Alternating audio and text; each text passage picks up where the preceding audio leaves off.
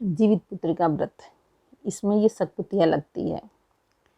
अष्टमी की रात में पहले दिन, ये नहाए खाए के दिन, ये इसको रात में खाना खाने के बाद घोट के फिर उसको निगल करके फिर सोते हैं। रात में ही ये चावल, हरा उड़द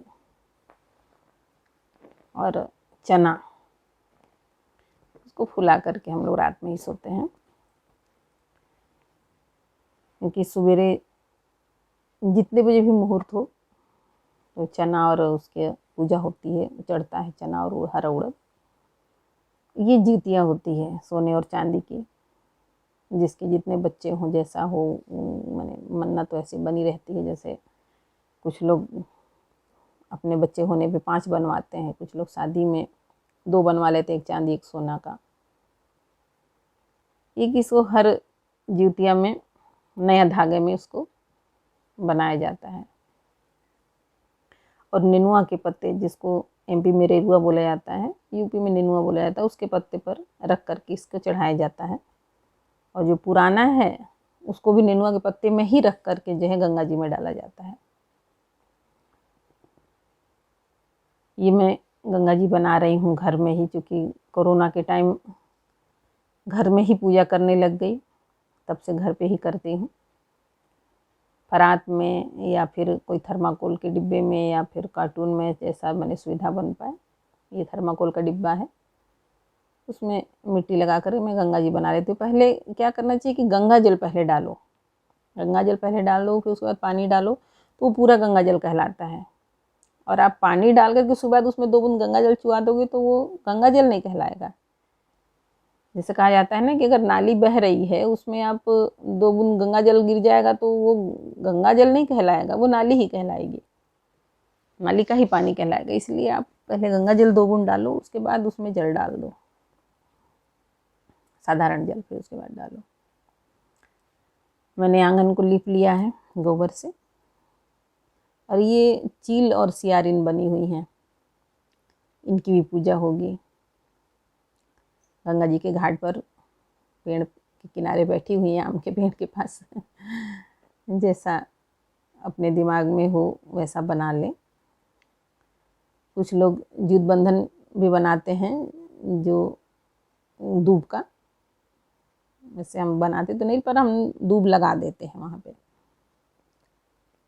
और पटे पे केला का मंडप बना करके दुर्गा जी और गरुड़ भगवान और विष्णु भगवान, शिव परिवार, मैं 2-3 फोटो ऐसे रख लेती हूँ, भगवान बैठा लेती हूँ। तुलसी जी हैं, क्योंकि कहते हैं विष्णु भगवान का पूजा हो और तुलसी जी ना हो, ऐसा कैसे संभव है। तो मैं गंगा जी, तुलसी और अपने घर के तीनों देव, फिर गौरी गणेश नीचे बना लेती हूँ गोबर के।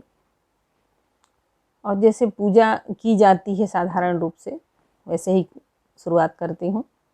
सबसे पहले जो ज्योतिया बनाई थी उसको खीरा में लपेट करके लोटे के ऊपर जल, मैंने लोटे में जल भर के उसके ऊपर रख देती हूँ। और जो चावल फुलाई थी उसका मिक्सी में पीस के उसमें हल्दी मिला ली, उसको ऐपन बोलते हैं हम लोग। उस ऐपन से स्वास्तिक बनाकर या ज़मीन पर लीप करके उसी से लोटा की स्थापना कर दी और उस पर ज्योतिया रख दी। कुछ लोग लोटा में ही लपेट देते हैं और कुछ लोग खीरा में लगा करके उसके ऊपर रख देते हैं। और जो चिलो सियारी बनी है उसकी भी पूजा होगी, भगवान की पूजा होगी, तुलसी जी की होगी, गंगा जी की होगी। ऐसी जो गंगा जी बनाई हूँ, इसी में जो है वो जो पुराना धागा था उसको उसी में सिरवा देते हैं। पंडित जी को बुला लेती हूँ ताकि उनके मुख से कथा सुन लें, दीपक जला करके, और हम लोग कथा सुन लेते हैं। भगवान भी हैं, गंगा जी भी हैं, तुलसी जी भी हैं, सबके सामने प्रत्यक्ष हो जाते हैं भगवान, तो एक अलग ही पॉजिटिविटी आती है। इसी में कुछ औरतें अपनी कथा भी कहती हैं, कहानियाँ जैसे कही जाती हैं। जो घाट के किनारे हुआ करते थे वो पूरा मैं घर के आंगन में ही जो है व्यवस्था बना लेती हूँ, घाट बना लेती हूँ, उसमें पूजा करते हैं। फिर सुबह उसी तरीके से फिर से पूजा होती है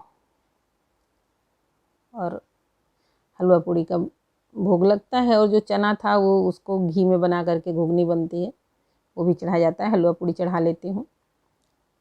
और चूँकि पूजा की पूर्णाहुति होती रहती है, हम लोग जाय घोटते हैं, जो चना और मूंग, हरे मूंग मैंने उड़द से।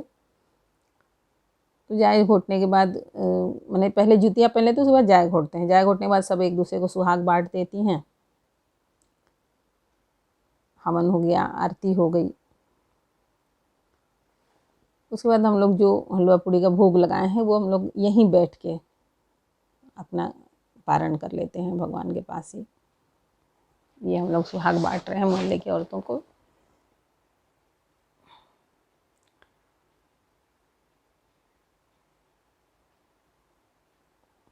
जैसा जिसके यहाँ का अपना नियम हो वो कर लेना चाहिए। कहते हैं भगवान की पूजा का विधान बहुत है, हर कोई पूरा विधान नहीं कर सकता। मन शुद्ध है तो आप कैसे भी पूजा करेंगी वो भगवान को स्वीकार होगा। कहते हैं ना कि मन चंगा तो कटौती में गंगा। तो आपका मन सही होना चाहिए, आपके मन शुद्ध होना चाहिए, और वो पूजा फलित भी होता है। ये मैंने अग्नि प्रज्वलित कर ली है और थोड़ा सा भगवान को हवन क्यों किया जाता है, जैसे हवन सामग्री होती है उसमें जौ होता है, तिली होती है, चीनी होता है, घी होता है, फिर लोग हलवा पूड़ी भी जैसे मैं बना के रखी हूँ, एक तरीके से ये भगवान का भोग होता है। तो अग्नि प्रज्वलित करके उसकी पूजा करके, क्योंकि अग्नि देव हैं, उनसे प्रार्थना की जाती है कि ये जो हविष्य हम डाल रहे हैं ये भगवान को समर्पित कर रहे हैं, उनको मिले। ये चावल मैंने नीचे रखा, उनको स्थापना दिया।